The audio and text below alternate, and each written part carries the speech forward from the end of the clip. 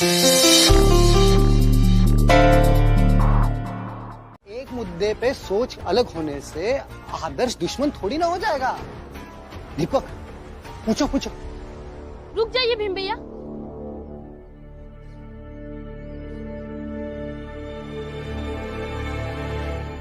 मैं मेरे विवाह में आपके लिए कपड़े लाना चाह रहा हूँ, नाप देने चलिए ना।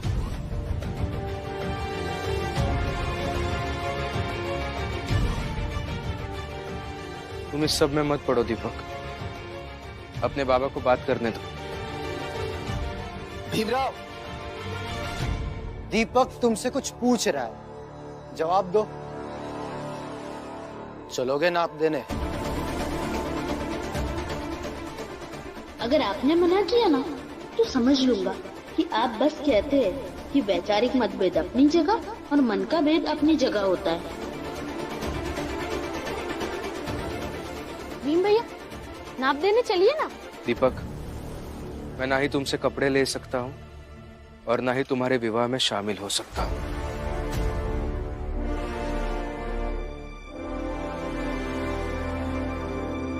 भीम भैया, आपसे ये उम्मीद नहीं थी।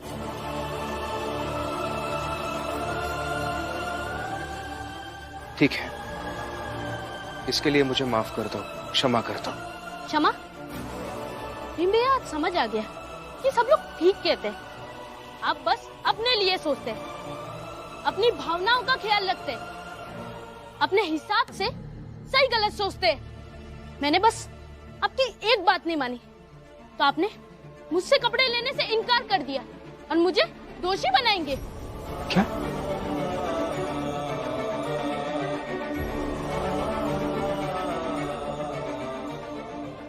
देखो, ऐसा नहीं है। मैं नहीं समझा सकता तुम्हें। क्यों नहीं समझा सकते? मैं बताती।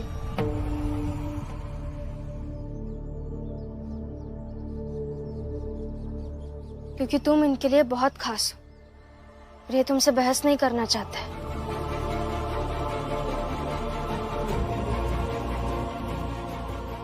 ये लीजिए, आप ये खाने का डिब्बा भूल गए थे। हाँ,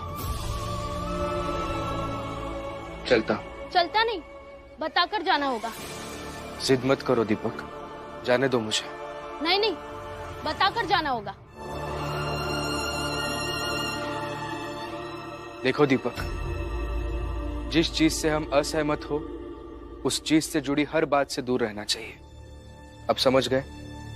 इसलिए ये विवाह की बात छोड़कर तुम चाहे जो कहो, मैं तुम्हारी हर बात मान लूंगा। बड़े लोग सिर्फ अपना फायदा निकालना जानते हैं। भीमराव तुम सबके लिए बड़ा है, और देखा जब उसे अपना नफा नहीं दिखा तो कैसे चुपचाप निकल लिया। बेटा, ये सब छोड़ो और अपने कपड़े सिलाने चलो मेरे साथ। क्या हुआ? बाहर भीम के साथ कुछ हुआ क्या? दीपक, अपने आई से पूछो कि ये कपड़े लेगी या नहीं, या भीम की तरह मना करेगी। हाँ, आप कपड़े लेंगी या नहीं? लूंगी ना, क्यों नहीं लूंगी? मेरे बेटे की शादी है तो खुशियाँ क्यों नहीं मनाऊंगी मैं? भीम भैया को समझना चाहिए ना, मैं उनसे प्यार करता हूँ। मेरी भावना समझे, ऐसे ही चले गए। दीपक, भीम है वो, और जीवन में जो जितना संतुलित होते हैं ना, वो उतने ही अनजाने में दूसरों को दुख पहुंचा देते हैं, जैसे आज तुम्हारे साथ हुआ। मगर भीम कभी गलत नहीं हो सकता है। बाकी जो मुझे उचित लगा मैंने किया, और जो उसे सही लगा उसने किया, बस, और कुछ नहीं। मगर मुझे बुरा लगा। कोई बात नहीं।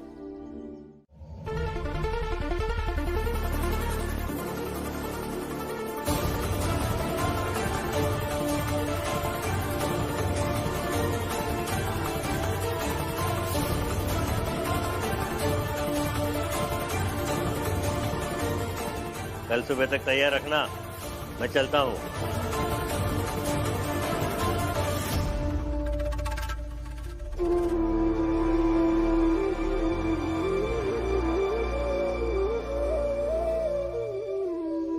मैनेजर साहब, आपको ऐसे हाथ जोड़कर माफी नहीं मांगनी चाहिए थी।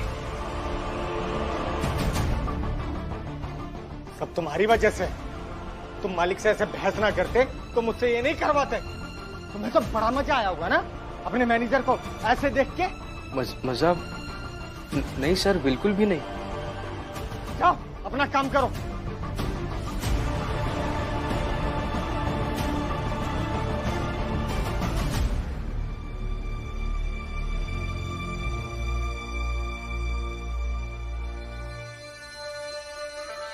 भीमराव, हमें एक बात समझ में नहीं आई। क्या? यही कि तुमने आराम की मांग मैनेजर साहब के लिए की लेकिन अपने लिए नहीं की। क्यों?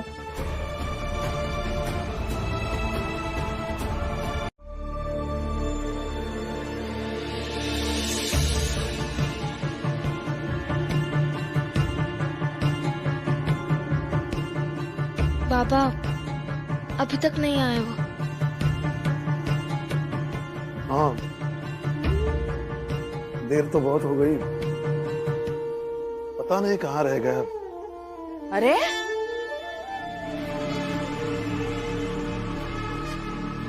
इतने भोले क्यों हैं आप सब? जरा कम भोला बना कीजिए। वहाँ बाहर सबको पता है ये सब क्या और क्यों हो रहा है, और यहाँ आप सब अंदाजा लगा रहे हैं। क्या हुआ? क्या पता है चाल वालों को? भीम अब तक इसलिए नहीं आया क्योंकि दीपक ने उसकी बात नहीं मानी, और अब वो अपनी नाराजगी जताकर दीपक पर दबाव डाल रहा है। जीजा भाई, मेरा बेटा ऐसा नहीं है, समझ गई ना?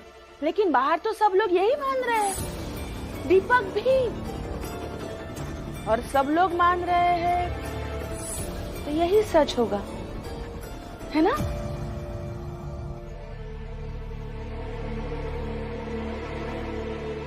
जीजाबाई, भीम ऐसा नहीं है। अगर ऐसा होता तो अपने बाबा से नाराज हो जाता और ऐसे ही दबाव बनाने की कोशिश करता, तो तू एक दिन भी इस घर में रह पाती थी? ये हर बार भीम की तरफदारी करना सही नहीं है। ठीक है भैया, यही है ना? पूछ ले कि अगर भीम भैया पर दबाव बनाने की कोशिश करता तो क्या करते ये? जीजाबाई, भीम पहले से था, तू बाद में आई है, तो नैतिकता भी यही कहती है ना?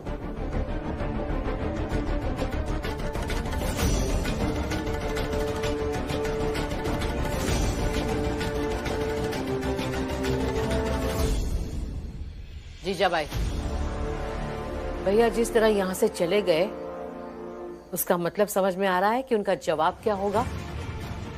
और दूसरी बात, तो इस घर में जिस तरह इज्जत से अच्छे से रह रही है ना, वो सिर्फ भीम के कारण, और आगे भी रहेगी वो भी सिर्फ भीम के कारण। इधर आओ।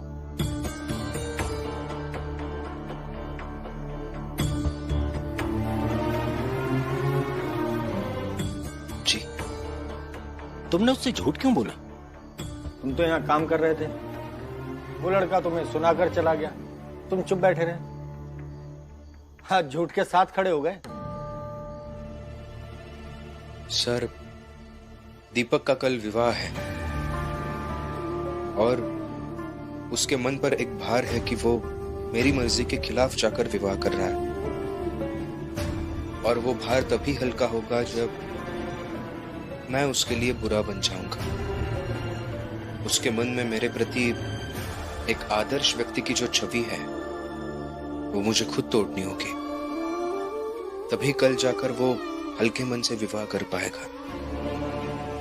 और वैसे भी रिश्तों में जो बड़े होते हैं उन्हें छोटों के हिस्से की तकलीफ खुद उठा लेनी चाहिए। मैं बस वही कर रहा हूं।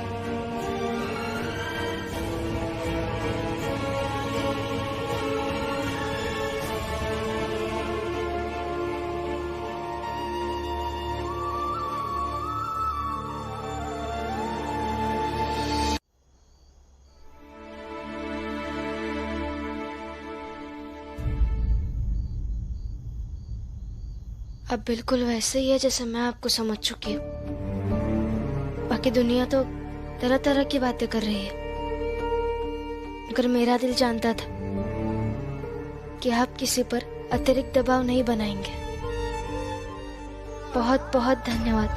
धन्यवाद किस बात का? जो छवि मैंने अपने पति की बना रखी है उसमें तनक भी दरार नहीं है, और सबसे मुश्किल काम है अपनी छवि को कायम रखना। गजब हो तुम सब, सिर्फ भीमराव की बातें होती हैं। पहले एक आता है, वो भीमराव से सवाल करता है और सुना कर चला जाता है। फिर दूसरा आता है, वो भीमराव को महान बनाने में लग जाता है। हमारे जात के पास अभी 2 ही चीजें हैं बात करने के लिए, एक समस्या और समस्या का हल भीमराव। आप नहीं समझेंगे, छोड़िए। ये ऑफिस है, रिश्तेदारी निभाने की जगह नहीं। तुम जाओ यहाँ से। जाओ तुम रमा। आप ये खाना खा लीजिए, मैं चलती हूँ।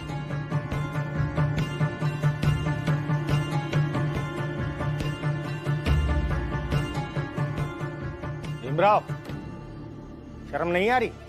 नहीं बैठकर खाओगे? जाओ बाहर जाकर खाकर आओ। सिर्फ रखूंगा। कुछ भी नहीं, मैंने अपनी आंखों से देखा है वहां जाके। दीपक का कल विवाह है और उसके मन पर एक भार है कि वो मेरी मर्जी के खिलाफ जाकर विवाह कर रहा है, और वो भार तभी हल्का होगा जब मैं उसके लिए बुरा बन जाऊंगा।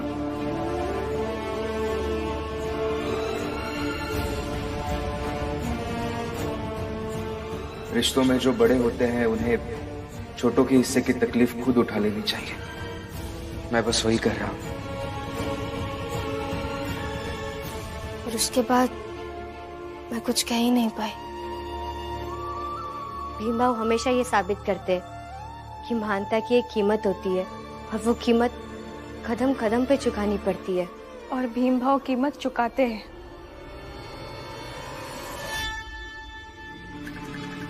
करो तुम तीनों महानता की जय जय, लेकिन सच तो वही है जो दीपक ने कहा है।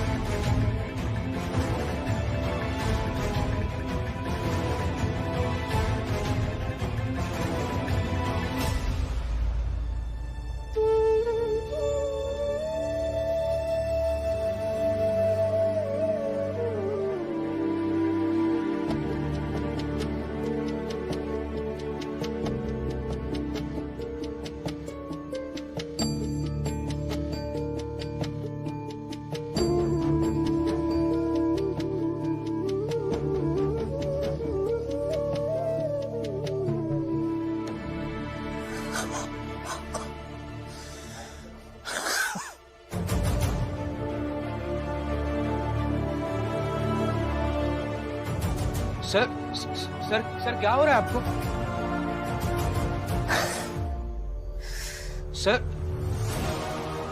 सर क्या हो रहा है आपको?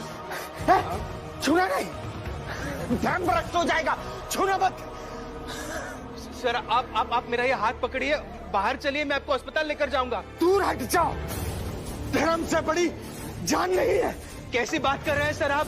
जान से बढ़कर कुछ नहीं है। जान ही नहीं बचेगी तो धर्म का क्या करोगे? अगर इतनी सहायता करना चाहते हो तो बाहर जाओ, आवाज लगाओ, कोई हमारी जात का आएगा जो हमें हॉस्पिटल लेकर जाएगा। जी सर, मैं अभी देख कर आता हूँ। कोई है? कोई है क्या?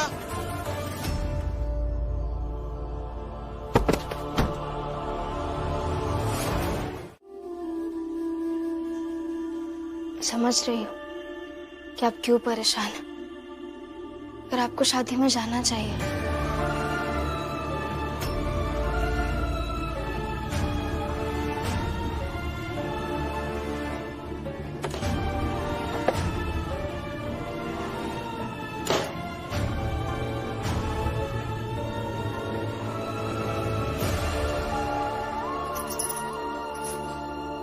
ये लीजिए, ये कोट पहन के जाइए।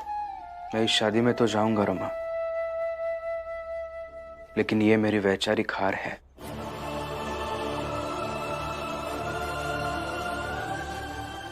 और ये कोट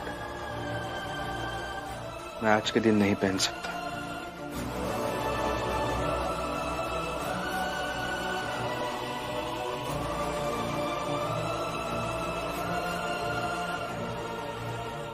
हर बार जीत तो कहीं नहीं मिलती, ना ही युद्ध में और ना ही वैचारिक लड़ाई में।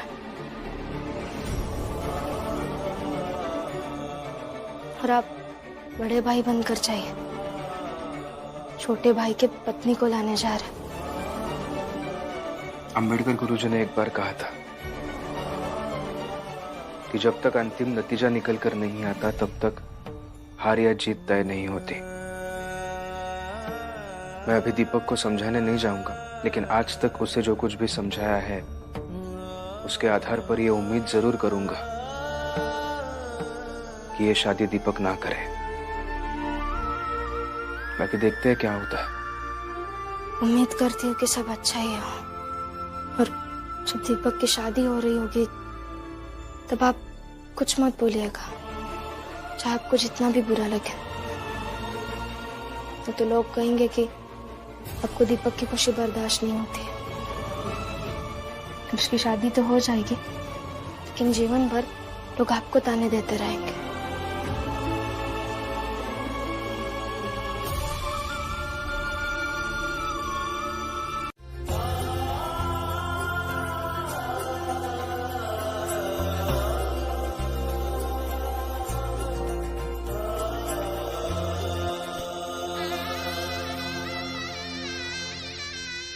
वाह, मजा आ गया। ये शादी को होते देखना मेरे लिए सबसे खुशी की बात है।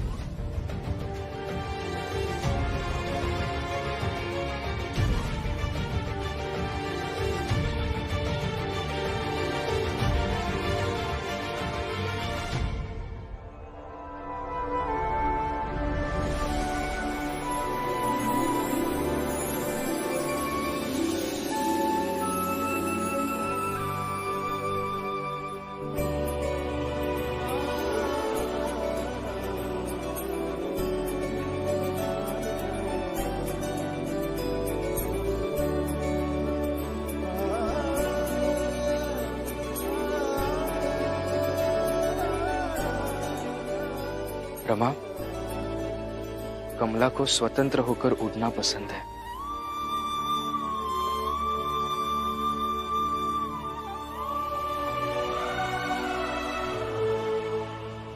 हंस मत, शांति से रहे।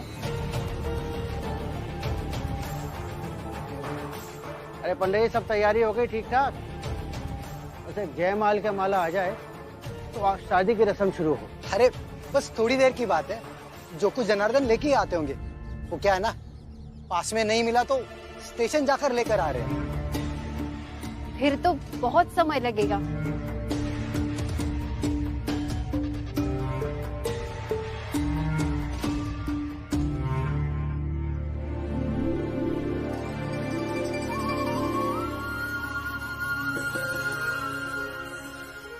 अरे कहाँ जा रही हो? बाबा, अभी समय है ना जयमाला आने में, तब तक खेल रही हूँ।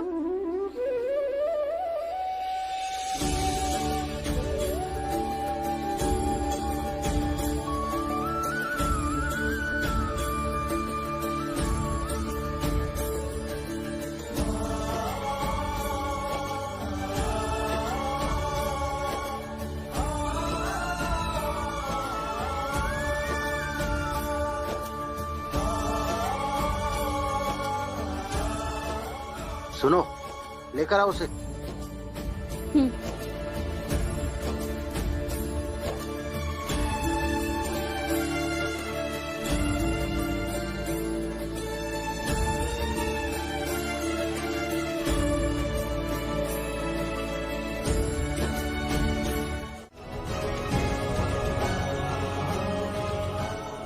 तक शांत रहा क्योंकि मजबूर था। अब नहीं, अब मैं बोलूंगा क्योंकि बात कमला के न्याय और दीपक के हितों की रक्षा करने की है।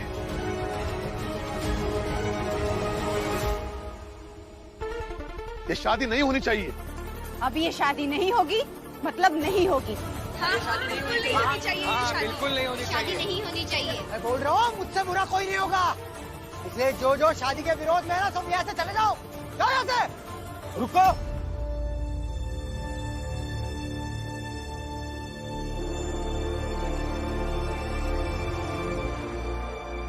और अगर ये शादी हुई तो कल के अखबार में मैं छापूंगा कि आप सबने मिलकर जबरन ये शादी कराई है। फिर पूरा शहर आप पर थू थू करेगा।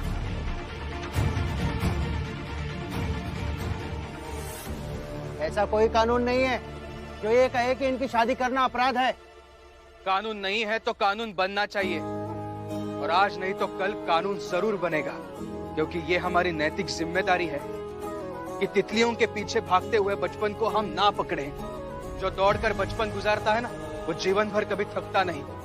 अरे जिन कंधों पर भविष्य निर्माण करने का दायित्व है, उन कंधों पर विवाह करा के आप दाम्पत्य जीवन का बोझ क्यों दे रहे हो? और ये हम सब की जिम्मेदारी है कि हम विवाह की सही उम्र तय करें। और अगर कोई भी माँ बाप उस उम्र से पहले अपने बच्चों का विवाह कराते हैं तो हम सब उनके खिलाफ खड़े हो जाएं।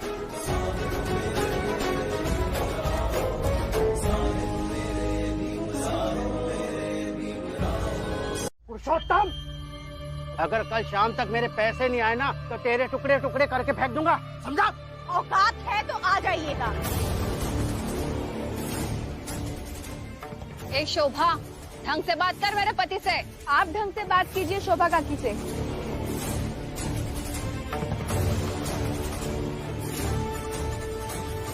और तुम लोग क्या शादी करते? एक दूसरे के प्रति इतनी तो इज्जत है। अभी हम जाते हैं, पैसे तो हम ले ही लेंगे। और एक बात, आप लोगों ने अगर कमला के साथ जरा सी भी ज्यादती की ना, तो मैं आप लोगों को छोड़ूंगी नहीं, जेल भिजवा दूंगी। और हम पता तो लगा ही लेंगे कि आपने कमला के साथ क्या किया है।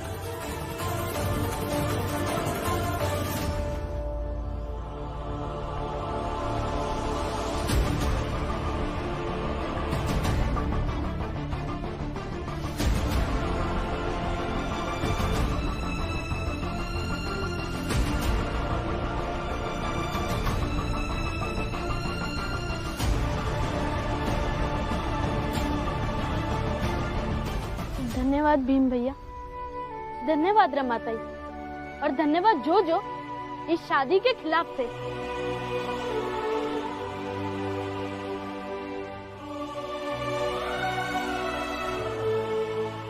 और हम इतना तैयार होके आए थे, हमारा क्या? अब हम ऐसे ही जाएंगे तो सबको पता चल जाएगा कि हम भीम से जुड़े किसी आदमी के शादी में गए थे।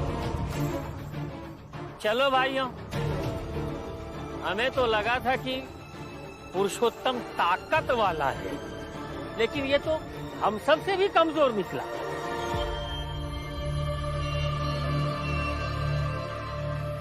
अरे ये पुरुषोत्तम का बेटवा रहा ना, हमारा बेटवा होता तो हम एक को बात न सुनते। घर के मामले में घुस रहा है भीमराव, तो विचार विमर्श कीजिए, रात रात भर सोचिएगा कि आगे क्या करना है, भीम को कैसे नीचा दिखाना है।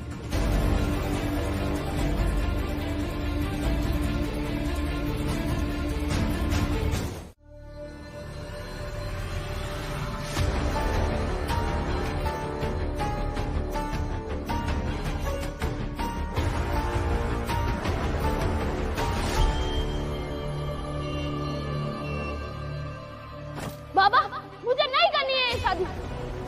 अब तक शांत रहा क्योंकि मजबूर था, अब नहीं, अब मैं बोलूंगा क्योंकि बात कमला के न्याय और दीपक के हितों की रक्षा करने की है। ये शादी नहीं होनी चाहिए। ऐसे कैसे नहीं होनी चाहिए? अब ये शादी नहीं होगी, मतलब नहीं होगी। बिल्कुल नहीं होनी चाहिए ये शादी। बिल्कुल नहीं होनी शादी नहीं होनी चाहिए। पुरुषोत्तम, अगर कल शाम तक मेरे पैसे नहीं आए ना तो तेरे टुकड़े टुकड़े करके फेंक दूंगा, समझा?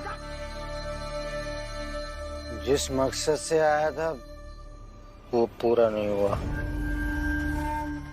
उस भीम ने पूरा पानी फेर दिया। जितना सोचा था उससे ज्यादा होशियार निकला भीम।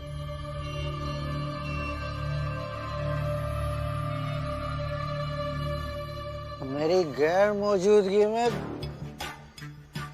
दीपक के दिमाग में ऐसा कुछ भर दिया कि उसने शादी करने से इनकार कर दिया।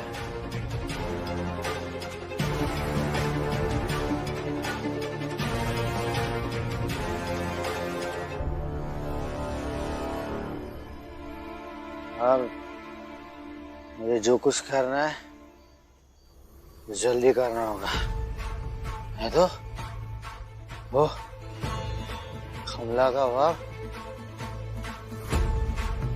मुझे छोड़ेगा नहीं मुझे, मार देगा मुझे।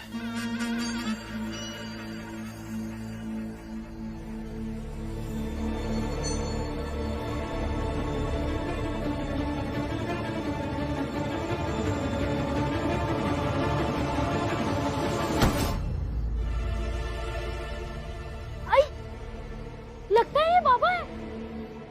अरे क्या हो गया? उठो उठो। बाबा आना है तो जाओ, तमाशा क्यों कर रहे हो? तमाशा क्यों कर रहा हूँ? इसने इतना कुछ किया मेरे साथ और मैं तमाशा ना करूं? भीमराव आओ यहाँ।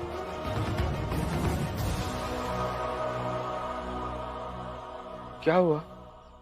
बहुत खुशी हो रही होगी ना तुम्हें? जैसा तुम चाहते थे वैसा ही हुआ। दीपक ने शादी करने से इनकार कर दिया और मुझे मजबूर कर दिया कि मैं घर छोड़ दूं। घर छोड़ दूं? मतलब अब घर छोड़कर जा रहे हैं? क्यों ऐसा कर रहे हैं पुरुषोत्तम काका? बहुत मुश्किल से घर बसा है आपका, ये सब मत कीजिए। हाँ, आप ऐसे घर छोड़कर मत जाइए। हितेश भाऊ, जोखू भाऊ, मनोहर भाऊ, देख रहे हो, नाटक देख रहे हो? पहले सब कुछ उजाड़ दिया और अब दुख और चिंता जता रहे हो। जीजाबाई, ये कोई नई बात नहीं है, सालों से देखते आ रहे हैं, अब तो आदत सी पड़ गई है।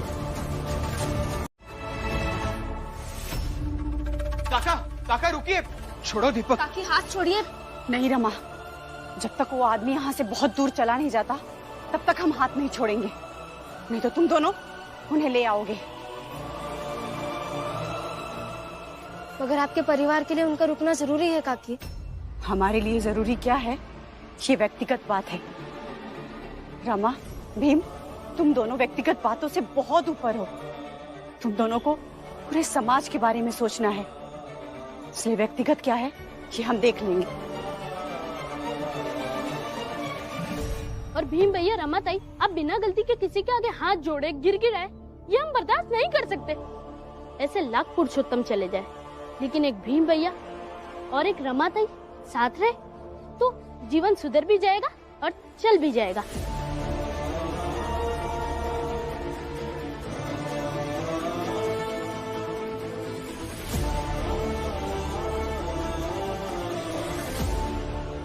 लेकिन दीपक, परिवार जीवन का एक बहुत बड़ा और महत्वपूर्ण हिस्सा होता है, और अगर परिवार ही बिखर जाए तो वो पूरा जीवन प्रभावित कर देता है। मेरा परिवार बिखरा ही था, बस उसे जबरदस्ती जोड़ने की कोशिश हम सब अपने अपने तरीके से कर रहे थे, क्योंकि परिवार बस सदस्य से नहीं बनता, परिवार बनता है प्रेम से, विश्वास से और उन कोशिशों से जब सब एक दूसरे के साथ में, सुख में, दुख में, चिंता में, परेशानी में साथ रहे। मगर मेरे पति और दीपक के पिता ने तो कभी ये कोशिश ही नहीं की। फिर उनका होना या ना होना, हमारे परिवार का टूटना कैसे हुआ भीम?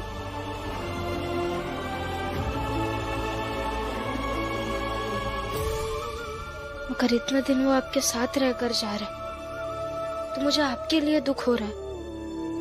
और दीपक, मुझे तुम्हारे लिए। जो लोग हमेशा दूसरों के दुख में साथ देने को तैयार हो, उसे कभी दुखी नहीं होना चाहिए रमा।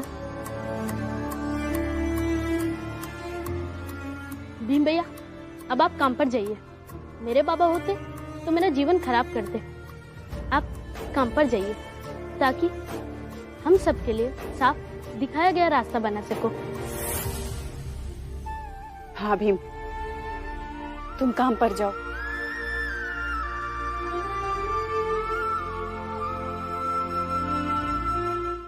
आओ आओ, आ जाओ।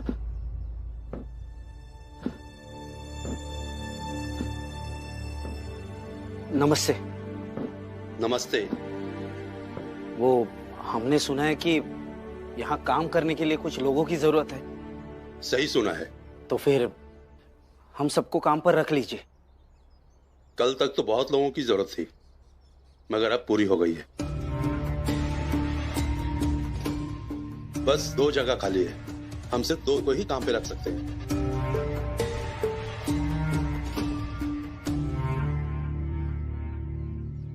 तुम लोग आपस में तय कर लो कौन कौन रहेगा। तब तक मैं आता हूं।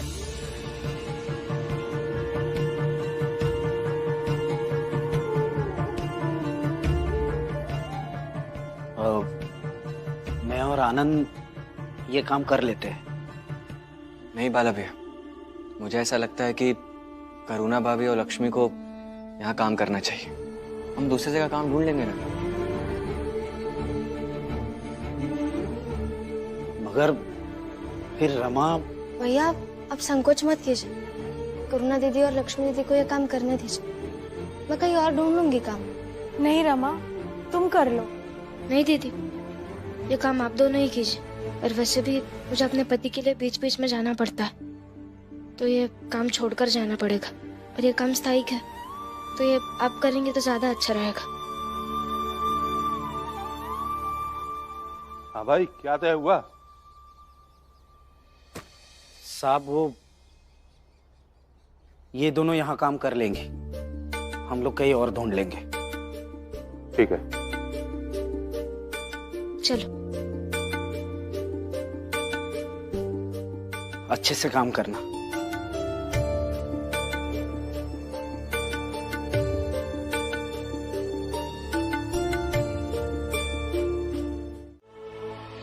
बहुत सारे लोग चिड़चिड़ करेंगे और बोलेंगे शादी बीच में ही रुक गई और बाप फिर से भाग गया। क्यों भाग गया, क्या हुआ, सब पूछेंगे। लेकिन तुम उनके सवालों पर ध्यान मत देना। एक बार पढ़ लिख कर बड़े बन जाओगे, सवालों के ये पत्थर तुम तक नहीं पहुंच पाएंगे। सफलता की इमारत जितनी ऊंची बनाओगे, लोगों के ताने कटाक्ष सब छोटे होते जाएंगे। हाँ, अब मैं मन लगाकर पढ़ूंगा, काबिल बनकर दिखाऊंगा। अब अपना दिमाग इधर उधर नहीं भटकाऊंगा। आपका और भीम भैया का सपना पूरा करूंगा। अरे आई, आप रो रही हैं? रो मत, मैं आपकी आंखों में आंसू नहीं देख सकता, और मैं अब आपकी आंखों में आंसू आने भी नहीं दूंगा। आई, इन आंखों में पापा आंसू भरकर गए ना, देखना एक ना एक दिन मैं इन्हीं आंखों में खुशियां भर दूंगा। ये मैं वादा करता हूँ आपसे। आई, अरे भांग भी रखी क्या तुमने? हाँ? ये अस्पताल में अपने दिमाग का इलाज करवाया था। क्या चाहते क्या हो तुम? कल तुमने अपना धर्म भ्रष्ट कर दिया और आज इस भीमराव को कुर्सी पर बिठा दिया। अरे क्या कर रहे हो? क्यों लोक व्यवहार को गुड़गोबर करने पर तुले हो? गुड़गोबर आप कर रहे हैं ऑफिस की मर्यादा का। किस हक से खड़े हैं आप यहाँ? आप मालिक हैं, मैनेजर हैं, मजदूर हैं या ग्राहक हैं? बताइए। जात वायु तेरा भूल मत।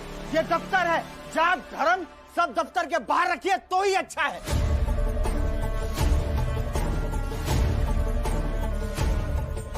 समझ गया, सब समझ गया मैं। ये भीमराव जरूर कोई काला जादू जानता है। जो भी इसके संपर्क में आता है ना, उसको पथ भ्रष्ट कर देता है। ये जैसे तू हो गया अभी। मेघनाथ जी, मैं जादू टोना पर यकीन नहीं करता। मुझे सिर्फ और सिर्फ व्यक्ति के विवेक पर भरोसा है। अब जाइए, भीम को अपना काम करने दीजिए। जा रहा हूं, चिल्लाओ मत।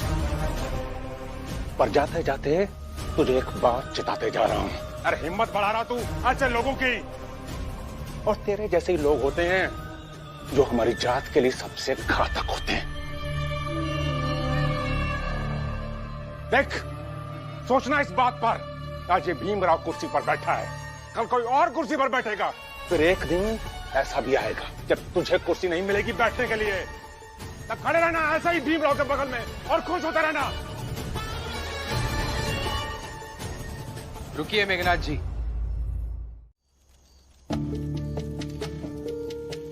जोखू, जनार्दन, देखो दीपक यहाँ बैठकर खा रहा है। चलो चल के मजे लेते हैं।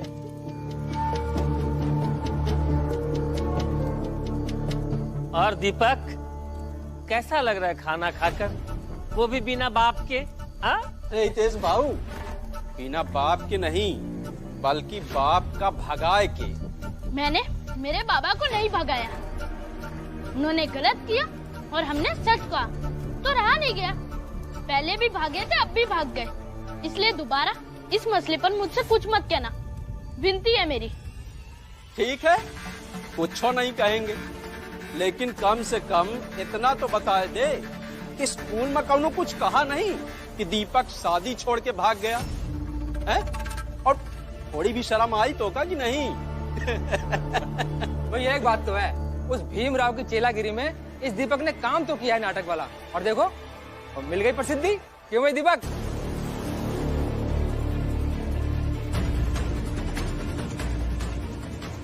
ये सब करके क्या मिलता है आपको? बेवजह हर किसी से भीम भैया की बेइज्जती करके, बुराई करके क्या मिलता है आपको? मजा आता है, बहुत सारा मजा। बताना बेटा, क्यों तुम्हें खड़े रहने पर भी तकलीफ नहीं हुई? तुम्हारे पैरों में दर्द नहीं हुआ? कुर्सी पर बैठने के बाद तुम्हें गर्व नहीं हुआ? बाबा, मुझे लगता है कि इस सवाल पर मेरे जवाब से ज्यादा जरूरी यह है कि आप अपना दृष्टिकोण बताएं। क्योंकि जब तुम खड़े थे तो तुम सिर्फ अपने दोनों पैरों पर खड़े नहीं थे, बल्कि अपने जात के वर्तमान और कल को पैदा होने वाले उन सारे लोगों की उम्मीदों पर खड़े थे। और जहां एक साथ इतनी सारी उम्मीदें आती है ना, तब तकलीफ नहीं होती, पैरों में दर्द नहीं होता, ना ही थकान महसूस होती है। और जब तुम बैठे थे तो तुम्हें एक संतोष था, और ये संतोष तुम्हारा खुद का नहीं, बल्कि इस बात का था कि आने वाले कल में सबको अपना अपना हक मिल जाएगा।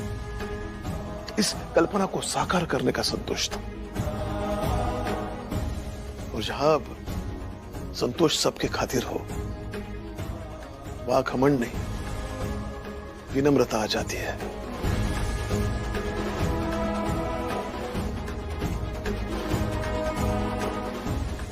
धन्यवाद बाबा। आप ऐसे छोटी बड़ी बातों पर अपना दृष्टिकोण बताते हैं, विवेचन करते हैं ना, उससे मुझे बहुत कुछ सीखने को मिलता है। चाहता है कि वो अपने नहीं है तो वो कह सकते हैं, मगर ये तो अपने है ना। बचपन से लेकर रोज इन्हें काका कहते आया हूँ, पर यही ऐसा करते हैं।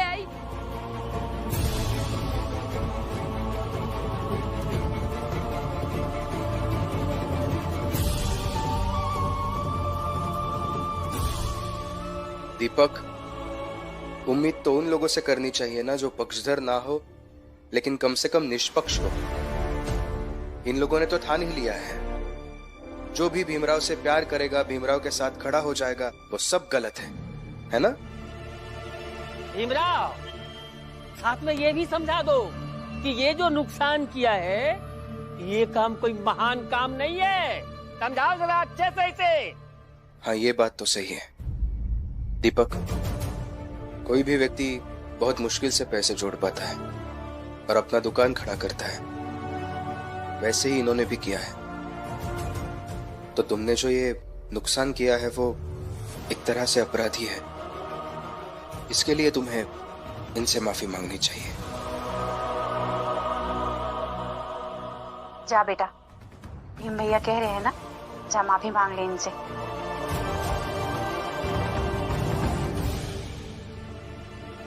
माफ कर दीजिए मुझे, आगे से ख्याल रखूंगा। सुन लिया भीमराव, कितना बेशर्म और बदतमीज है ये। अच्छा, ये कैसा है आप बता रहे हैं, मगर खुद कैसे है वो नहीं बता रहे हैं। कोई भी बच्चा जब पल रहा होता है ना, तब उसके पड़ोसी भी बहुत महत्वपूर्ण भूमिका निभाते हैं। ऐसे आप लोग हमेशा लड़ना, झगड़ना, किसी का नुकसान करना, किसी को उकसाना सिखाते रहेंगे तो कल की पीढ़ी ऐसी ही होगी। देखिए, आपको अगर दीपक से कोई मतलब नहीं रखना है तो मत रखिए, इससे बात मत कीजिए, लेकिन कम से कम इसे बिगाड़िए मत। वाह वाह भीमराव वाह, क्या बात है। अगर तुम कुछ कहो तो वो सही है, और हम लोग कुछ कहें तो बिगाड़ रहे हैं। वाह क्या बात है। देखिए, एक बात है जो मैं सीधा सीधा आप लोगों से कह रही हूँ, मेरे बेटे से दूर रहिए आप लोग, नहीं तो अच्छा नहीं होगा।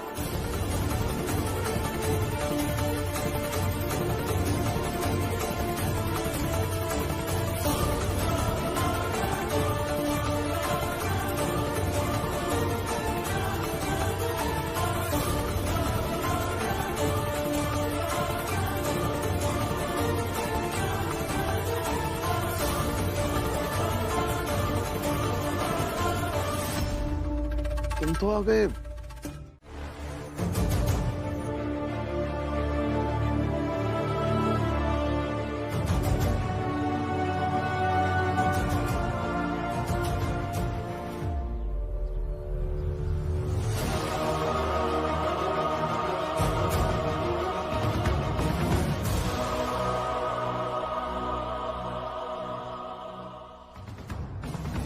लीजिए, चाय पीजिए, चाय पीजिए, पीजिए।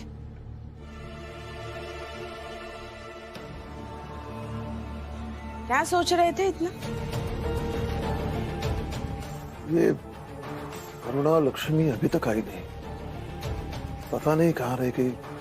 अच्छा, बहुओं के बारे में सोच रहे हैं। लगता है रात भर सोए नहीं है आप, सोच सोच कर।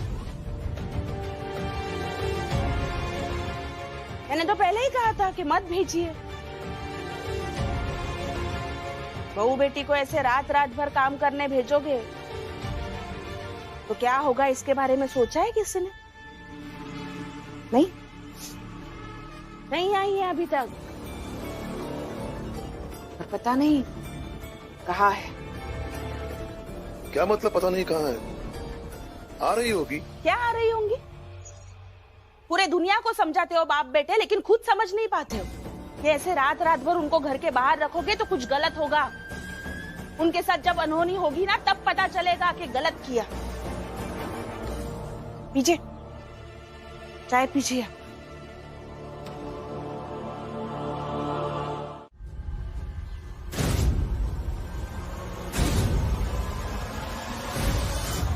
एक एक लाठी हमें भी दे दी जाए। हाँ, दीजिए लाठी। दे दो लाठियां।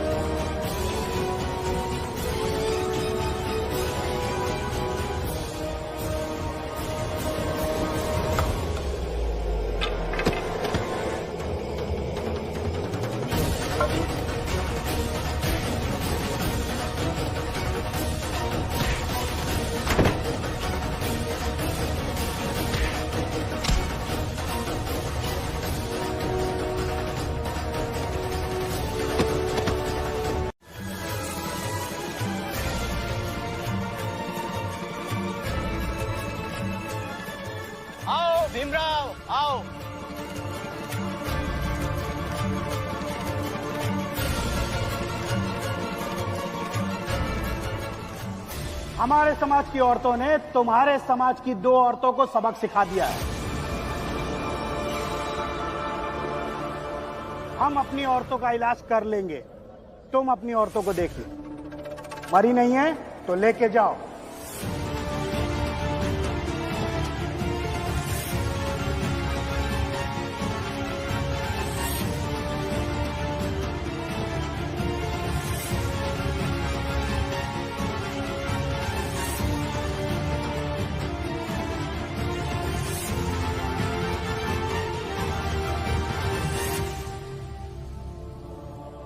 उधर देखिए।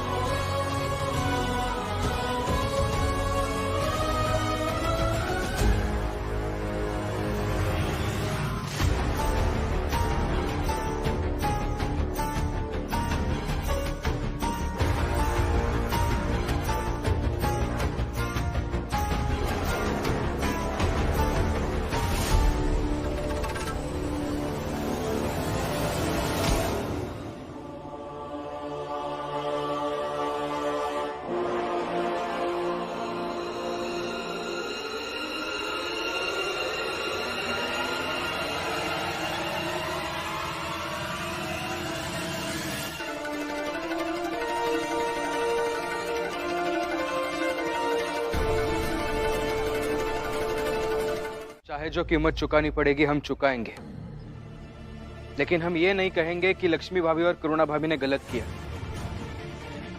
बल्कि अपने स्वाभिमान को बनाए रखने की वो कीमत होगी और होनी भी चाहिए। जहां स्वाभिमान ही नहीं वहां जीने का क्या फायदा।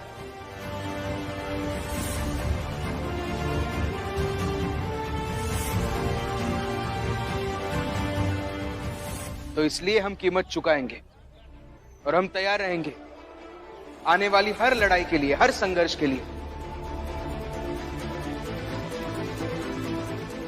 और वैसे भी हम हमेशा लड़ाइयां तो लड़ते ही रहते हैं। हमारी लड़ाइयों में कुछ और लड़ाइयां जुड़ जाएगी, उसमें क्या? लड़ाई? फिर से लड़ाई? ये भीम हमेशा लड़ाई की बात क्यों करता है? ए भीम, लड़ाई का अंत हमेशा बर्बादी ही होती है। और तुम्हें लड़ना है ना तो तुम लड़ो, लड़ो लड़ो, अलग से घरदार लो और वहां जाके लड़ो। लेकिन तुम्हारा ये लड़ने का गुण इन सबको मत दो। मैं तो कहती हूँ इन दोनों को बड़े लोगों के घर के बगल से जाने की जरूरत ही क्या थी? नहीं जाती वहां से तो नहीं आती है नौबत। अरे वाह जीजाबाई, तुम्हारे कहने पर लोग रास्ता बदल दे। जैसे गई वैसे गई, बात खत्म। तुम सब लोग डरो मत, जो होगा सो होगा, देखा जाएगा।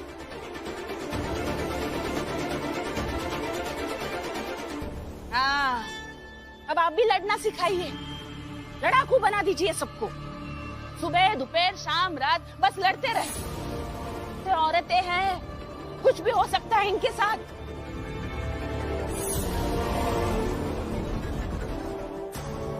आई डराइए मत, औरतें हैं तो क्या, आज तो हम जीत कर आए हैं ना। कम से कम आज तो हमें जीत की बधाई दीजिए। करुणा, तुम किससे जीत की बधाई मांग रही हो? जो हमेशा दूसरों की हार की कामना करती रहती है। कभी कुछ लड़ी होती तो समझ पाती ना कि लड़ाई करने वाले का दिल कैसे होता है और कैसे सामना करता है दूसरे योद्धा से।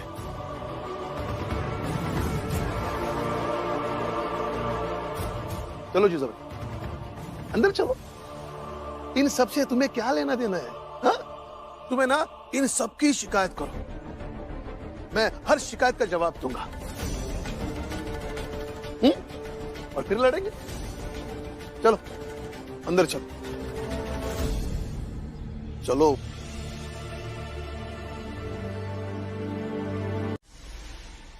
रमा मैं जा रहा हूं। रुकिए, ये लीजिए। आज फिर से उस कुर्सी पर बैठेंगे ना आप? हाँ। कैसा लगेगा आज बैठकर?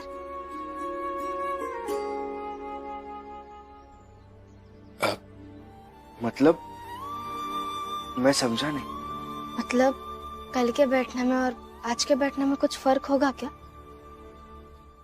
पता नहीं रमा, वो तो बैठने के बाद ही पता चलेगा।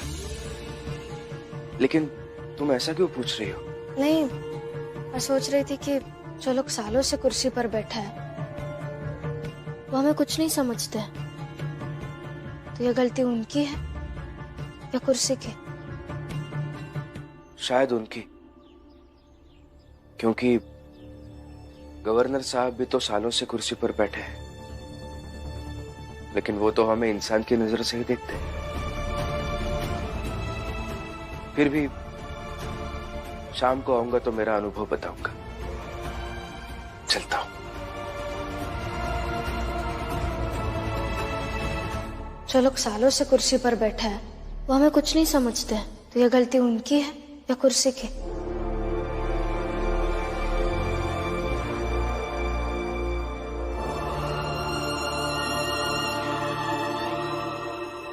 क्या हुआ?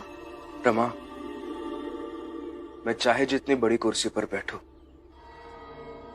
मैं वैसा ही रहूंगा जैसा अभी हूं। और ये मेरा वादा है तुमसे। ऐसी डरी हुई आंखों से मुझे जाते हुए मत देखना। अच्छा हुआ कि लौट के वादा किया आपने मुझसे, वरना मैं सच में डर गई थी। अब शाम को आएंगे तब अनुभव जरूर बताइएगा, मैं डायरी में लिखूंगी।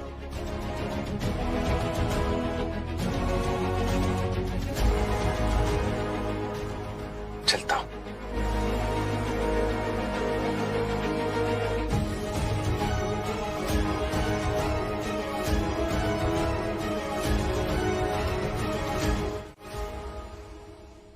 आई,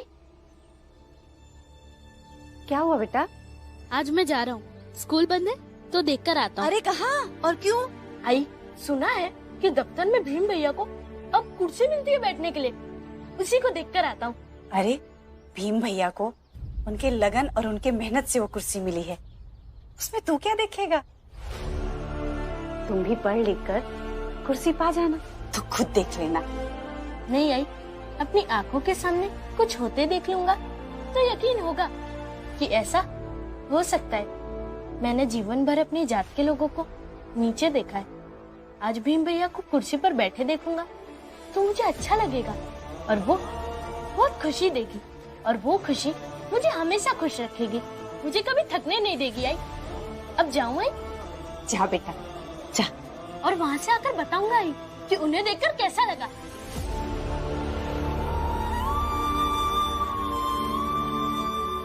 दीपक सच में बड़ा हो गया, बस ये अपने भीम भैया जैसा बन जाए।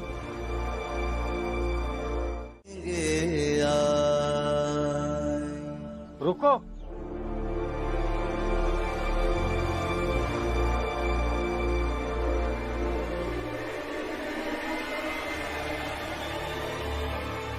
भीमराव पत्रकारिता से जुड़ा हूं तो समझता हूं चौखट मर्यादा निर्धारित करती है, और आज अगर इस मर्यादा को नहीं माना तो कभी खुद से नजरें नहीं मिला पाऊंगा।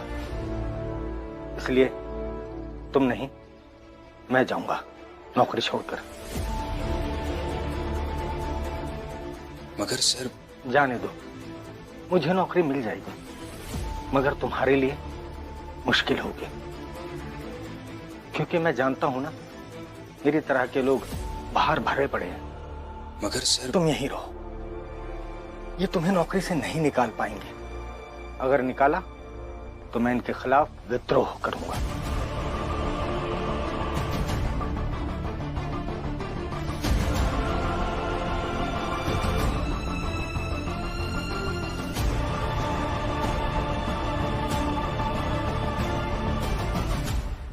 चलता हूं सर, धन्यवाद।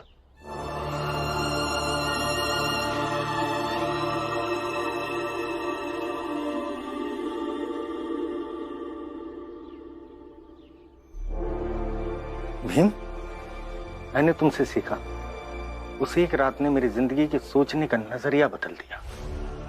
मैं तुमसे ये तो नहीं कह सकता कि मैं तुम्हारी लड़ाई में कंधे से कंधा मिला के चलूंगा, मगर हाँ, ये जरूर कहूंगा कि जब तुम लोग लड़ते लड़ते थक जाओगे तो मैं तुम्हारे लिए खाना, पानी और आराम लेकर आऊंगा।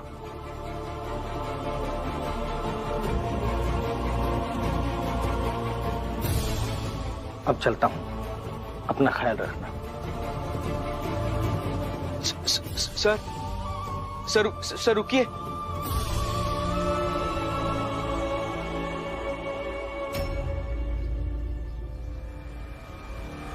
सर रोकिए ना उन्हें, वो जा रहे हैं, उन्हें नौकरी से मत निकालिए। आपको हमसे दिक्कत है ना, हमारी जात से दिक्कत है। आपकी लड़ाई हमारी जात से है ना, तो लड़ते रहिए ना। आप अगर कहेंगे तो मैं वहां आपके मोहल्ले में आकर आपके लोगों से माफी मांग लूंगा, लेकिन उन्हें नौकरी से मत निकालिए सर। अरे यही तो समझने का फेर है, हमें तुम्हारी जात से ज्यादा अपने सिद्धांत की लड़ाई लड़नी है। और हमारा सिद्धांत कहता है कि अगर तुम्हारी जात अपनी हैसियत में रहे